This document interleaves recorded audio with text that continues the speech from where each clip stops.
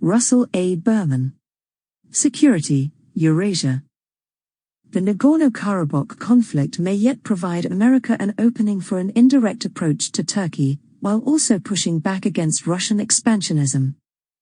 The Russian-brokered agreement between Azerbaijan and Armenia concerning Nagorno-Karabakh has put a temporary end to the round of fighting that erupted on September 27. One can only welcome a cessation of violence and the immediate threat to civilians.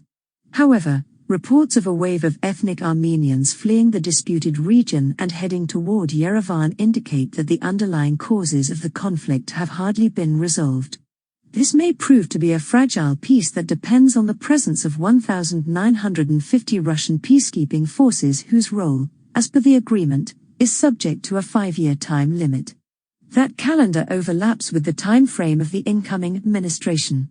The United States may soon find itself under pressure to become involved, so it is important to evaluate the situation by determining the advantages and disadvantages of the agreement in order to identify opportunities for American foreign policy. The primary strategic benefit for the United States involves the outcome for Azerbaijan.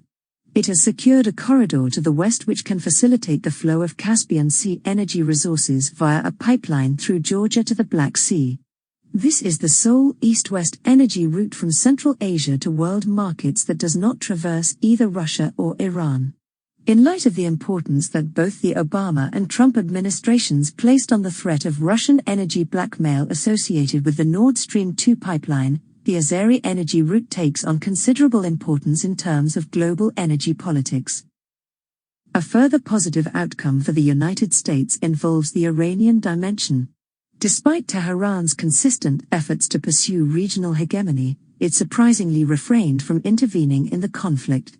Not only did Iran prove powerless to exercise influence in its immediate neighborhood, but Azerbaijan's campaign to solidify control over Nagorno-Karabakh also resonated positively with the large Azeri minority inside northern Iran.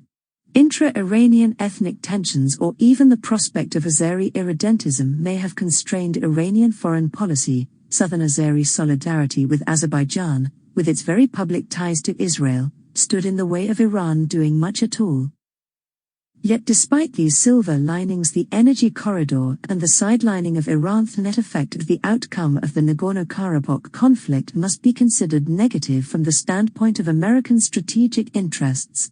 Theoretically, the United States, France and Russia share the Minsk process, established in 1992, with the responsibility to oversee a resolution of the dispute.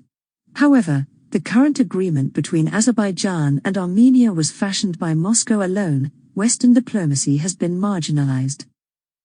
Moreover, the enforcement of the agreement involves the deployment of Russian troops into the disputed territory. Russia has reasserted its clout in the southern Caucasus, just as it has done in Syria and Libya, not to mention Crimea and eastern Ukraine. While it does not generally have the power or resources to establish the conditions for permanent peace, Russia has repeatedly acted as a decisive player in post-Soviet space and far beyond. In the great power competition between the United States and Russia, Nagorno-Karabakh amounts to one more step in the expansion of Russian influence and Vladimir Putin's effort to regain the influence that Russia lost at the end of the Cold War. Russia has also gained ground in Armenia. The government of Prime Minister Nikol Pashinyan came to power democratically in Yerevan in 2018 with the hope of building stronger ties with the West. Yet the military defeat by Azerbaijan forced Pashinyan to concede, effectively ceding Armenian claims in Nagorno-Karabakh. He now faces an irate public. Whether he can retain power remains to be seen, yet the dynamic is unmistakable. The pro-Western leader Pashinyan bears the blame and is weakened, while Russian power expands. We are witnessing a new Brezhnev doctrine, where Russia once was, there shall she return.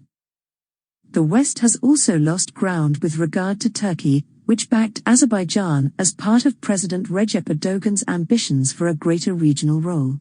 A particularly sharp conflict has developed between Ankara and Paris, where French President Emmanuel Macron criticized Turkey's role, at the same time as he launched a renewed debate over Islamism, in the wake of terrorist attacks in Paris and Nice. Erdogan seized the opportunity to portray Macron as the enemy of Islam.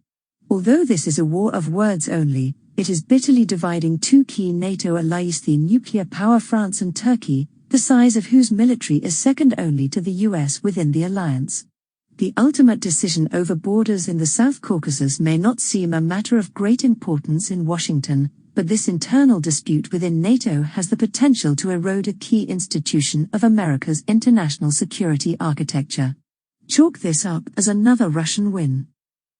While the agreement involves Russia, Armenia, and Azerbaijan, it also inevitably establishes the grounds for interaction between Russia and Turkey. Erdogan in fact has announced that Turkish forces will play a role in overseeing the peace, although the details remain unclear. To the extent that Russian-Turkish cooperation emerges, a further deterioration of relations between Washington and Ankara will result. It is however also possible that Russian-Turkish proximity in Nagorno-Karabakh becomes the source of tension and conflict between them, which could push Turkey back toward the West. US diplomacy could explore this prospect. A primary goal of American foreign policy should be mending the damage done to relations with Turkey. There have been missteps on both sides, but most egregiously the Obama administration's ill-considered decision to ally with those Kurdish forces that Ankara regards as a terrorist threat. Matters have grown worse since then. Washington should therefore look for opportunities to repair the damage. The Nagorno-Karabakh conflict may yet provide America an opening for an indirect approach to Turkey, while also pushing back against Russian expansionism. Russell A. Berman is a senior fellow at the Hoover Institution, where he co-directs the Working Group on the Middle East and the Islamic World.